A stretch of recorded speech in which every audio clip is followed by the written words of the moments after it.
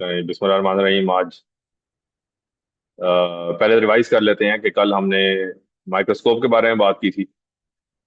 Light microscope, हमने उसके कुछ पार्ट्स देखे थे। मैग्निफिकेशन देखी थी कि वो it is a product of eyepiece lens and objective lens. ठीक है, उन दोनों को मल्टीप्लाई करके टोटल मैग्निफिकेशन निकलती है। चले, दोबारा लिख लें आप। हमने क्या कहा था, सेल स्ट्रक्चर में हमने नोट किया था कि टोटल मैग्निफिकेशन जो है वो आई पीस लेंस की मैग्निफिकेशन से मल्टीप्लाई होगी ऑब्जेक्टिव मैग्निफिकेशन या ऑब्जेक्टिव लेंस की मैग्निफिकेशन।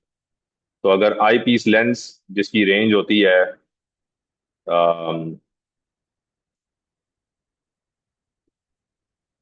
आई पीस मैग्निफिकेशन रेंज क्या होती है, आप कह लें 10x टिल 20x, ये मैक्सिमम रेंज है। ठीक है, 5x भी हो सकता है, पता नहीं, लेकिन मैंने यूजुअली 10, 15, 20 देखा है। और objective lens, objective magnification range, ये क्या होती है? ये मैंने 4x भी देखा है, मैंने 4x भी देखा है। हाँ, टिल 100x। ठीक है। सो अब आपने टोटल मैग्निफिकेशन कैसे निकालनी है? ठीक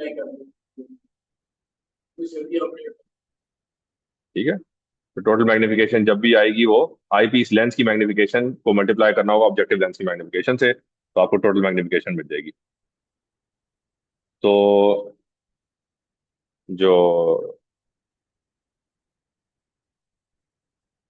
जो highest total magnification of a light microscope क्या हो सकती है?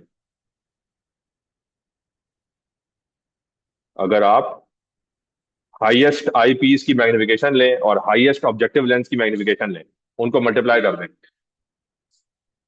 10 को करें, 20 को करें, तो फिर क्या बनेगा? 2000x। समझ आ गई? हाँ, यूजुअली 1500 के बाद जो है ना, वो यूजफुल मैग्निफिकेशन नहीं होती। इसकी बात हम आगे आगे छेड़ेंगे कि यूजफुल मैग्निफिकेशन का मतलब क्या है। हाँ, वो यानी ब्लर हो जाएगी इमेज, आप बड़ा करते रहें बेशक, इमेज ब्लर हो जाएगी, और उसकी वजह है रेजोल्यूशन। हाँ, एफपीएस। फिर हमने ये सवाल देखा था कि परसों देखा था, कल देखा था। अच्छा, कि एक इलेक्ट्रॉन माइक्रोग्राफ, अगर ये एक एनिमल सेल का इलेक्ट्रॉन माइक्रोग्राफ है, तो इसी सेल का लाइट माइक्रोस्कोप के अंदर उसकी इमेज क्या बनेगी? और हमने देखा था कि इन चारों में से जो सबसे एक्यूरेट है वो अल्फा है।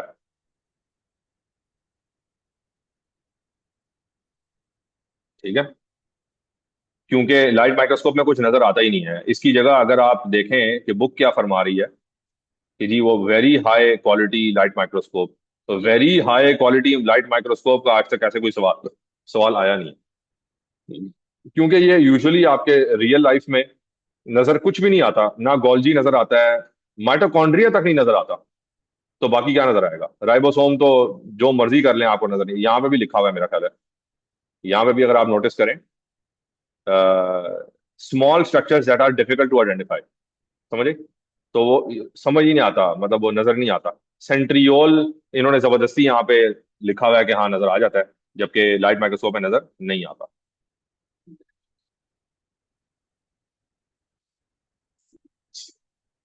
हाँ, एक्चुअली मतलब इसीलिए इसको वेरी हाई क्वालिटी लिख रहे हैं, जिसकी कोई जरूरत नहीं है। खैर, ये वाला पूरा पार्ट एक्सटेंशन कंटेंट है। ठीक है, ये जो लाइट माइक्रोस्कोप की के माइक्रोग्राफ्स हैं, दीज आर, ये एक्सटेंशन कंटेंट है, ये सिलेबस का पार्ट नहीं है। अच्छा, जो असल अगर आपने तस्वीर देखनी है लाइट माइक्रोस्कोप से, वो ये है। तो लाइट माइक्रोस्कोप से इस तरह नजर आता है। अब ये एक सेल है, चीक सेल है, ये cheek cell, human cheek cell. तो आप जो है ना वो cell membrane, cell surface membrane और साइटोप्लाज्म और न्यूक्लियस नजर आ रहा है, दैट्स इट। इसी तरह, हाँ, हाँ कह सकते हैं, चले। जो ज्यादा डार्क पार्ट है उसको आप न्यूक्लियोलस कह लें। एग्रीड, ठीक है। अब आइए प्लांट सेल में। तो प्लांट सेल के अंदर आपको लाइट माइक्रोस्कोप से क्या नजर आ रहा है? Cell surface membrane. वो भी इन्फर करेंगे आपके यहाँ पे होगी कहीं पे। इसी तरह सेल वॉल, सेल वॉल नजर आ गई आपके। साइटोप्लाज्म नजर आ गया, वो भी ट्रांसपेरेंट है, आप अज्यूम करेंगे यहाँ साइटोप्लाज्म। और क्लोरोप्लास्ट नजर आ रहे हैं। न्यूक्लियस जो है यहाँ पे नजर नहीं आ रहा, लेकिन अगर कहीं पे होगा तो नजर आ जाएगा। ठीक है, लाइट माइक्रोस्कोप में नजर आ जाता है प्लांट सेल्स में भी। हमने यही बातें की थी कल। फिर हमने कहा था कि जी वो कौन से फीचर्स हैं जो एनिमल और प्लांट सेल्स शेयर करते हैं कॉमन। हाँ, cell surface membrane plant cells में भी है, एनिमल सेल्स में भी है। न्यूक्लियस जो है वो प्लांट सेल्स में भी है, एनिमल सेल्स में भी है। ठीक है। साइटोप्लाज्म प्लांट सेल में भी है और एनिमल सेल में भी है। माइटोकॉन्ड्रिया प्लांट सेल में भी, एनिमल सेल में भी है। और फाइनली गोल्जी जो है वो प्लांट सेल्स और एनिमल सेल दोनों में है। इसको और डिटेल में हम देखेंगे जब हम इलेक्ट्रॉन माइक्रोस्कोप वाला स्ट्रक्चर देखेंगे। सही। अच्छा, सेल सरफेस मेम्ब्रेन क्यों, व्हाई नॉट सेल मेम्ब्रेन?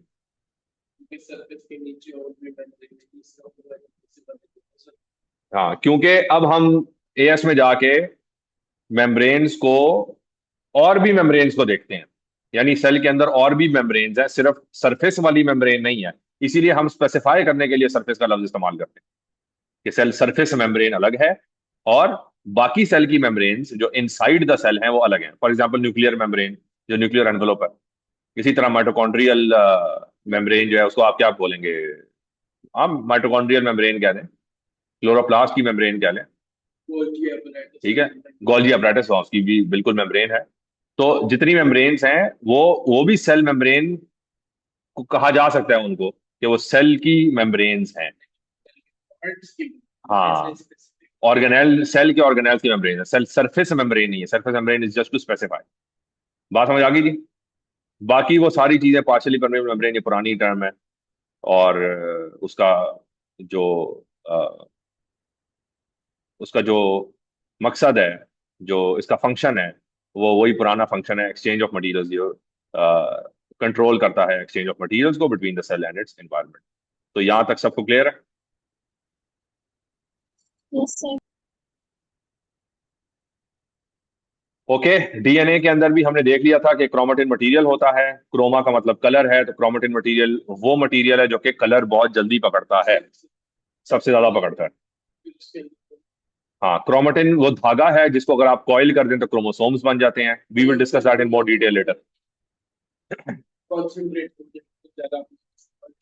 हाँ, अगर बहुत सारे क्रोमोसोम्स अपना धागे का कुछ हिस्सा इकट्ठा कर लें, जिस तरह हमने वो कौन सा कौन सी पिक्चर थी जो हमने निकाली थी। तो फिर हम आगे बढ़े थे और हमने क्या देखा था कि साइटोप्लाज्म में क्या खास बात है। Maybe we should start here. तो साइटोप्लाज्म भी एक कॉमन, नहीं ना देखा हमने पहले? अच्छा, पहली बात है, चले फिर तो ये अच्छी बात है। This is where we start lecture. So cytoplasm भी एक कॉमन चीज है between animal and plant cells. ठीक है। और ये पहला एक कीवर्ड पढ़े, प्रोटोप्लाज्म। मेरा ख्याल है ये पहले भी हम बात कर चुके हैं इसकी। प्रोटोप्लाज्म जो है वो all the living material inside the cell, इसको प्रोटोप्लाज्म कहते हैं।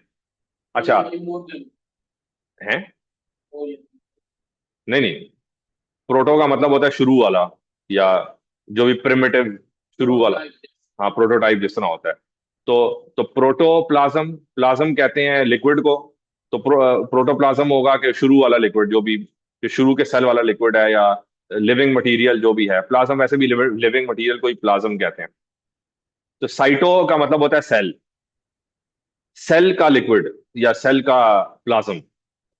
तो प्रोटो शुरू का प्लाज्म। बहरहाल, तो अब साइटोप्लाज्म और प्रोटोप्लाज्म में फर्क क्या है, ये एक सोचने वाली बात है ये।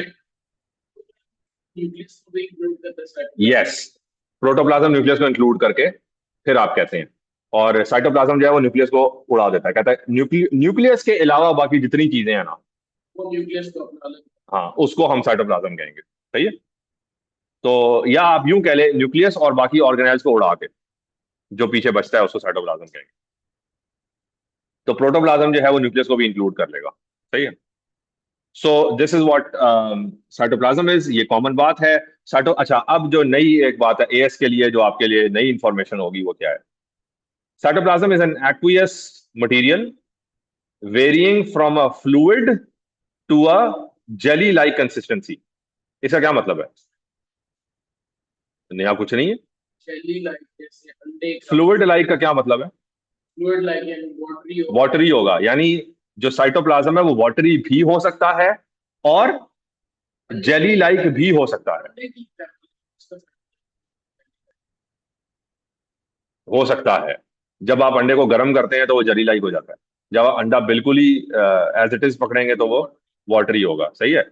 सो साइटोप्लाज्म जो है वो किसी भी सेल का फ्लूइड, उसकी कंसिस्टेंसी फ्लूइड भी हो सकती है और उसकी कंसिस्टेंसी जेली लाइक भी हो सकती है। पहले सब ये लग हाँ, पहले तो खाली आपने ये पढ़ा था साइटोप्लाज्म होता है। जी। So कुछ actually, I have a question. It's a dumb question. I don't know, but how do people come to know कि एक छोटे सेल में cytoplasm is jelly-like or fluid-like? Like, हाँ, बहुत इट्स अ गुड छोटा होता क्वेश्चन। है ना सेल। हाँ, सवाल अच्छा है, बुरा नहीं है। देखें, एक तरीका जो मुझे समझ में आता है वो ये कि आप एट अ टाइम एक सेल को नहीं चेक कर रहे। ठीक है, आप एट अ टाइम ज्यादा सेल्स को, यानी सेल के एक ग्रुप को, यानी टिश्यू को चेक कर रहे होते हैं कि इसके अंदर लिक्विड कैसा है, वो जरा हार्डर लिक्विड है, उसकी कंसिस्टेंसी जरा थिक है, या वो, ठीक है, एक ये तरीका हो सकता है। गॉल ब्लैडर की। दूसरा तरीका ये हो सकता है कि आप उस सेल को अंडर द माइक्रोस्कोप चेक कर लें, यानी आप उसको साथ साथ ऑब्जर्व कर रहे हो और फिर चेक करें कि वो लिक्विडी है यानी वाटरी है या फिर जली जली लाइक है।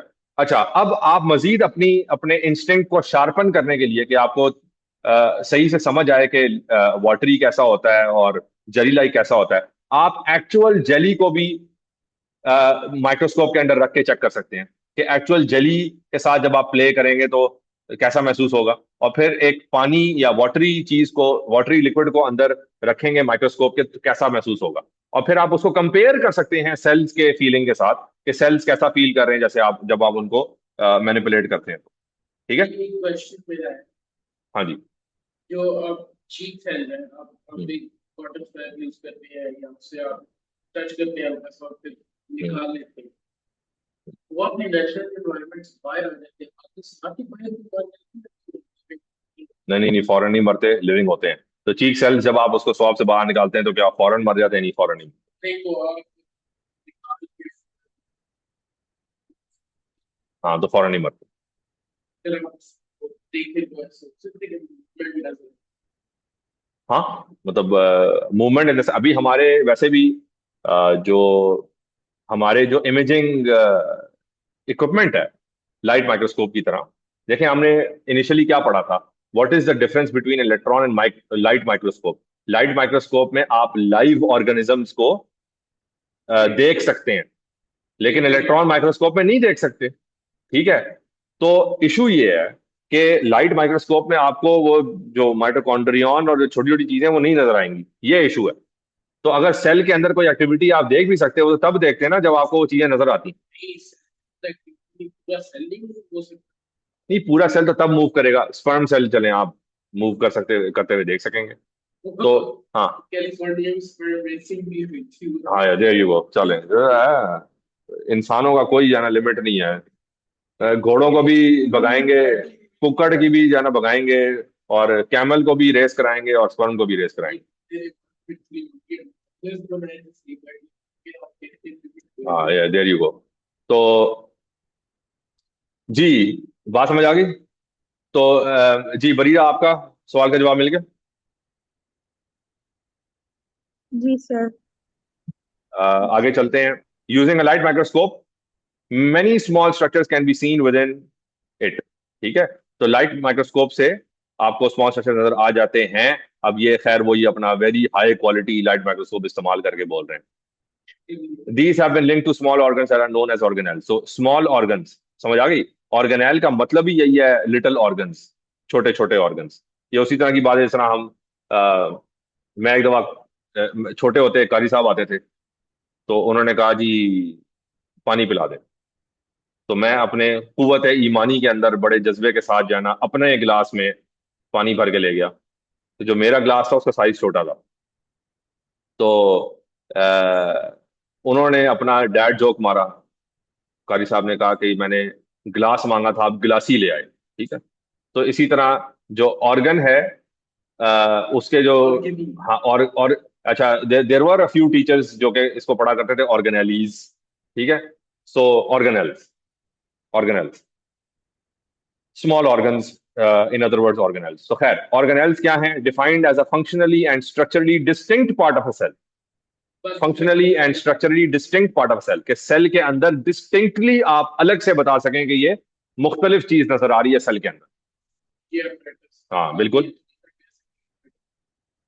बिल्कुल, बिल्कुल। तो डिस्टिंक्ट आपको एक चीज नजर आ रही हो और रिपीटेडली नजर आए कि उस जैसी चीजें आपको और भी नजर आए, तो आप बताएंगे हाँ ये वही चीज है। तो खैर, बिल्कुल इसी तरह से जिस तरह से आप किसी भी ऑब्जेक्ट को अपनी रियल लाइफ में आइडेंटिफाई करते हैं कि एक कुर्सी है, ये भी कुर्सी है, ये भी कुर्सी है, तो आप वो डिस्टिंक्ट चीज नजर आई है तो आप आइडेंटिफाई कर पाए ये इंसान है, वो भी इंसान है, वो भी इंसान है। तो इसी तरह आप माइक्रोस्कोप के अंदर भी इसी तरह आइडेंटिफाई करेंगे कि ये डिफरेंट चीज है, ये डिफरेंट चीज है। So structurally and functionally distinct part of a cell. G. Organelles are often but not always surrounded by one or two membranes so that their activities can be separated from the surrounding cytoplasm. यानी organelles कभी कभी उनकी membranes होती हैं उनके बाहर, और कभी कभी वो membrane लेस होते हैं। ठीक है। कभी membrane बाउंड होते हैं, कभी यानी membrane उनके अराउंड नहीं होती।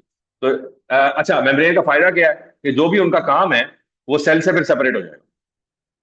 और अगर मेम्ब्रेन नहीं होगी तो सेल्स के अंदर कैसे होगा? हाँ, तो अगर मेम्ब्रेन नहीं होगी तो जो सेल के अंदर चल रहा होगा, इन्वायरमेंट, पीएच का डिफरेंस होगा या सैचुरेशन होगी, यानी उसकी वाटर पोटेंशियल होगा, वो उसको भी फर्क पड़ेगा। ठीक है। तो मेम्ब्रेन के अंदर वाटर पोटेंशियल डिफरेंट हो सकता है, कुछ सॉल्यूट्स या जो भी पार्ट्स हैं उसके डिफरेंट हो सकते हैं। तो माइटोकॉन्ड्रियल मैट्रिक्स का जो भी कंटेंट है वो साइटोप्लाज्म से अलग हो सकता है। इसी तरह जो क्लोरोप्लास्ट का कंटेंट है वो साइटोप्लाज्म से डिफरेंट हो सकता है। चले जी आगे। Organizing cell activities in separate compartments is essential for a structure as complex as an animal or plant cell to work efficiently. ठीक है। सो ये था साइटोप्लाज्म। आगे चलते हैं जी, माइटोकॉन्ड्रिया। सबसे ज्यादा ऑर्गेनेल्स जो कि सेल के अंदर नजर आ सकते हैं वो माइटोकॉन्ड्रिया हैं। क्यों? They are only just visible using a light microscope. Again ये, हाँ जी, ओनली जस्ट पे आ गए। तो खैर, वही सनलाइट के अंदर जो हमने वो सवाल किया था, वो कौन सा सवाल था भाई? ये वाला सवाल। तो इसके अंदर वो ओनली जस्ट के बजाय जो सनलाइट के अंदर अगर आप as a light source use करें लाइट माइक्रोस्कोप में, इससे ज्यादा आप नहीं देख सकते। लेकिन अगर आप लाइट सोर्स अपनी वो चीज, हाँ, लाइट सोर्स आप वो कंडेंसर, सॉरी, लाइट सोर्स आप उसके अंदर बल्ब लगा लें और बहुत ही, हाँ वही,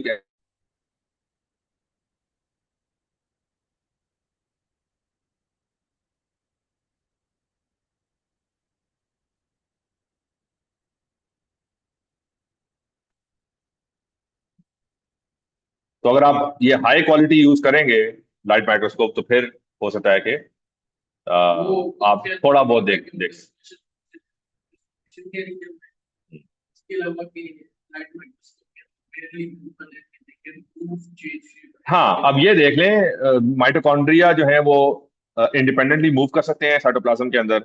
माइटोकॉन्ड्रिया जो है वो अपना शेप को चेंज कर सकते हैं, और माइटोकॉन्ड्रिया जो है वो डिवाइड भी कर सकते हैं इंडिपेंडेंटली। इंडिपेंडेंटली डिवाइड कर सकते हैं, ये हम बाद में देखेंगे, डिटेल में देखेंगे। अच्छा, अब ये चेंज शेप से रिलेटेड एक मजे की बात जरा आपके साथ शेयर करते हैं।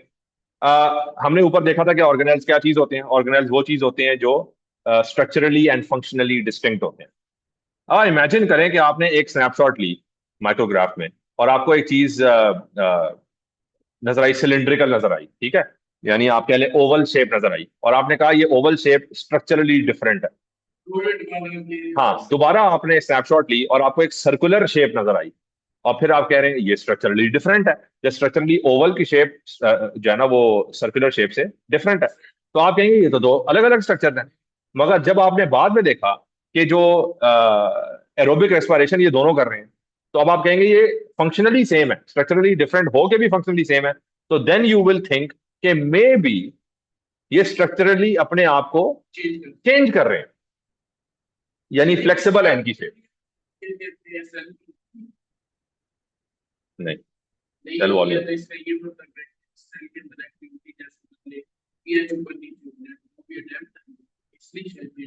में भी, लेकिन अभी आगे जाके हम देखेंगे कि माइटोकॉन्ड्रियन की जो ओरिजिन स्टोरी है उससे भी हमें एक क्लू मिलता है कि वो अपनी शेप क्यों चेंज कर सकता है। ठीक है, so they are specialise to carry out aerobic respiration. Golgi को अभी हम फिलहाल इग्नोर करेंगे।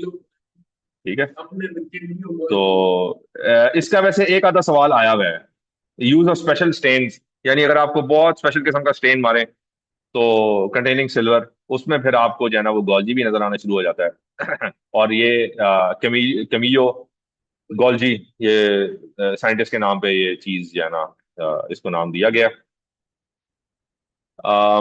फिलहाल आप इतना बस ध्यान में रख लें, the Golgi apparatus collects and processes molecules within the cell, particularly proteins। नहीं, ऐसी बात नहीं है। आप नोटिस करेंगे कि आप जाहिर है जो इस वक्त आप साइंस पढ़ रहे हैं इसके पायनियर्स वेस्टर्न वर्ल्ड के लोग हैं, है ना। तो जितने भी नाम साइंटिस्ट के नाम जो आएंगे वो आपको वेस्टर्न नाम ही मिलेंगे सारे। ठीक है, फलानाज लॉ, मर्फीज लॉ, और जाना वो फलाने न्यूटन्स और गोल्जी, ये सारा कुछ। लेकिन जहां आपको कोई ईस्टर्न नाम मिलेगा, इंडियन मिलेगा या अरब मिलेगा, या वो उनका नाम आपको जो है ना वो फलाना प्रोसेस के नाम से नहीं मिलेगा। ठीक है, यानी अनटिल रिसेंटली। अब जाके रामाचंद्रन प्लॉट जो है ना, अब ये अब आप यूनिवर्सिटी में जाके शायद पढ़े, तो कुछ चीजें रामानुजन प्रिंसिपल हो सकता है, मतलब रामानुजन का नाम कहीं ना कहीं शायद डाल दिया हो, लेकिन अनटिल रिसेंटली ये जो वाइट्स के अलावा किसी का नाम यूज नहीं किया जाता था। हाँ, हाँ, जहां पे उन्होंने मुस्लिम चीजें ली भी है ना अगर कहीं से, यानी एलजबरा है, एलजबरा में किसी ने साइंटिस्ट का वो नाम लिया, मुस्लिम थिंकर का नाम नहीं। एल्गोरिदम, तो एल्गोरिदम के अंदर भी जो है ना वो प्रोसेस का नाम लिख दिया, वो उसका नाम नहीं लिया जिसने डिस्कवर किया। इसी तरह एस्ट्रोलेब है, एस्ट्रोलेब इक्विपमेंट का नाम है, लेकिन वो अस्त्रुलाबी करके जो है ना वो मुस्लिम जो है ना वो जो भी साइंटिस्ट थी, तो वो जो या मेकर थी उसका नाम जो है ना वहाँ पे नहीं लिया गया, हाँ प्रॉपरली नहीं लिया गया। सो चलें, मूविंग अलोंग, ये अब जाके इसके ऊपर थोड़ी सी अवेयरनेस बढ़ती जा रही है कि बहुत सारी चीजें जो हम यूज करते हैं, वाईफाई का भी मेरा ख्याल है कोई कनेक्शन, कि ओरिजिनली मुस्लिम जो है ना वो फ्रीक्वेंसीज का जो मामला था, मुस्लिम इन्वेंशन थी जो कि आगे जाके डेवलप हो गई। सो अभी तक हमने जो कुछ कवर किया है इसको हम कहेंगे similarities between plant and animal cells as observed using a light microscope. हाँ, very high quality light microscope. अब आइए जो डिफरेंसेस हम ऑब्जर्व करेंगे between animal plant cells using a very high quality light microscope. तो इसके अंदर हमें पहले, हाँ सबसे पहले आप कुछ चीजें देख लें, हम खाली लिस्ट कर लेते हैं पहले। सेंट्रियोल्स, सेंट्रियोल्स किसमें पाया जाएगा, एनिमल सेल में या प्लांट सेल में? प्रिटेमो। हाँ, सेंट्रियोल्स जो है वो एनिमल सेल में पाए जाएंगे। सेल वॉल कहाँ पाया जाएगा? Plant cells. हाँ, प्लांट सेल में पाया जाएगा। अच्छा, ये प्लाज्मोडेस्माटा आपके लिए नया लफ्ज है, ठीक है, इसको हम बाद में देखते हैं। इतना याद रखें कि ये प्लांट सेल में होता है और इसको भी हम बाद में देखते हैं। ठीक है, आगे चलते हैं। वैक्यूल्स, अगर तो वैक्यूल को जनरली देखा जाए, यानी खाली वैक्यूल कह के छोड़ दें, तो क्या ये दोनों में होगा या किसी एक में होगा? दोनों में होगा, ठीक है। लेकिन अगर मैं कहूं लार्ज सेंट्रल वैक्यूल, ये किस में होगा? प्लांट। ये सिर्फ प्लांट प्लांट में। सेल्स में। शाबाश, ये सिर्फ प्लांट सेल्स में होगा। अच्छा, अब आइए क्लोरोप्लास्ट, ये किस में होगा? प्लांट। Plant cells. हाँ, तो ये प्लांट सेल्स में होगा। तो these are the differences between the two cells. तो हाँ, ठीक है।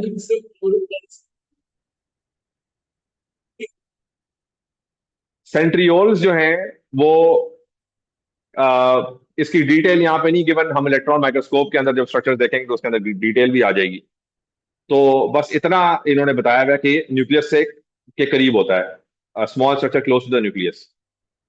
सेल वॉल के बारे में हाँ प्लाज्मोडेस्माटा को डिस्कस कर लेते हैं, फिर मेरा ख्याल है कि बाकी डिटेल हम कल की क्लास में देख लेंगे। तो प्लाज्मोडेस्माटा बेसिकली सेल वॉल के बीच में जगह को कहते हैं। ठीक है, मैं आपके साथ शेयर भी कर लेता हूँ। ये इन्होंने डायग्राम बनाई हुई है। वंस अगेन मैं बताता चलूं कि लाइट माइक्रोस्कोप से आप ये नहीं देख सकेंगे, तो लेकिन डायग्राम को एंजॉय कर लें। ये दो सेल वॉल्स हैं जस्ट बाय द वे। यहाँ पे इसकी सेल वॉल खत्म हो रही है और यहाँ पे ये दूसरा सेल है जिसकी सेल वॉल यहाँ पे मीट कर रही, जुड़ी हुई है इसके साथ। मगर इन दो सेल्स की जो सेल वॉल है इसके बीच में एक गैप है। एक्सचेंज हाँ, इस गैप में इस सेल का साइटोप्लाज्म और उस सेल का साइटोप्लाज्म जुड़े हुए हैं।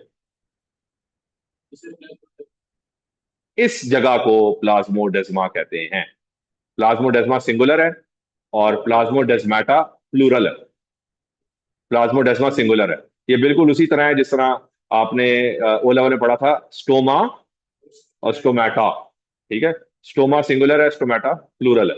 तो प्लाज्मोडेस्मा सिंगुलर है, प्लाज्मोडेस्माटा प्लूरल है। तो प्लाज्मोडेस्मा क्या है? Connects cytoplasm of neighbouring cells, connects cytoplasm of neighbouring cells. ठीक है, तो ये अच्छा सवाल है, लेकिन ये मैं तुक्का मार रहा हूँ कि ओपन ओपन रहता है। चलें पता कर लें। तो प्लाज्मोडेस्माटा क्लोज होता है कि नहीं? My guess is simple open रहता है। एक सेल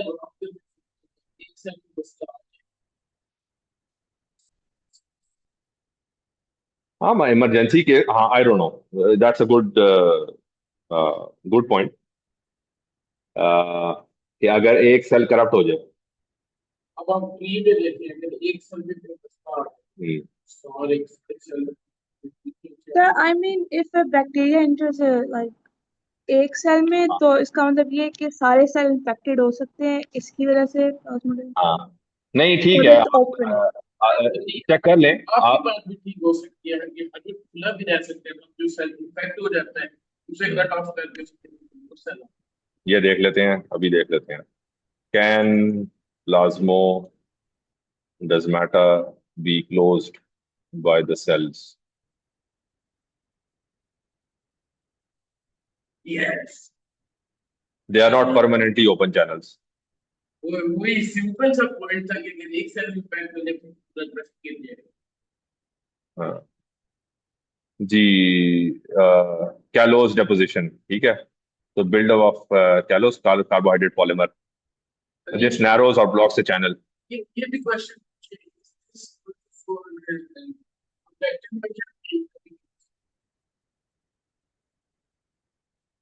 ये देखें, वाई क्लोजर मैटर्स, ये आपका सवाल का जवाब आ जाएगा। टू आइसोलेट डैमेज और infected cells, to control developmental signals, कि अगर उन्होंने किसी खास पार्ट को ज्यादा डेवलप करना है, किसी को कम डेवलप करना है, किसी को डिफरेंटली डेवलप करना है। इसी तरह to regulate transport of hormones, आपने हार्मोन्स हर सेल को नहीं पहुंचाने, कुछ सेल्स को पहुंचाने हैं, या आरएनएज और अदर मॉलिक्यूल्स। तो ये स्टैटिक होल्स नहीं है, बल्कि रेगुलेट हो सकते हैं। Good question.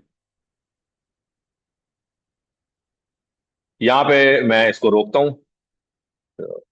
White people are so self centred, yes, लेकिन अब बेचारों की बेइज्जती हो रही है ऐसे। हाँ, तो ओके, यहाँ पे इसको रोकते हैं और फिर कल डिफरेंसेस को और डिटेल में देख लेंगे। अल्लाह हाफिज।